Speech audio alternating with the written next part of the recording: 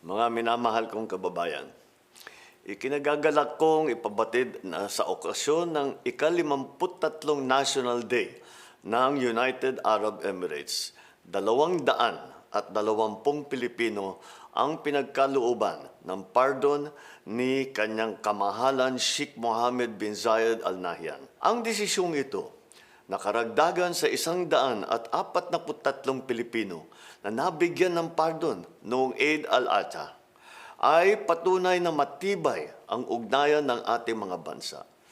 We extend, of course, our heartfelt gratitude to His Highness Sheikh Mohammed bin Zayed Al Nahyan and Prime Minister Sheikh Mohammed bin Rashid Al Maktoum, whom I also had the honor to meet for this very compassionate gesture. Patuloy na pinoproseso ang mga dokumento ng ating mga kababayan para sa kanilang agarang pagbabalik. Sa kanilang pag-uwi, naway maging ligtas ang kanilang paglalakbay pauwi sa kanilang mahal na lupang tinubuan. Maraming salamat po.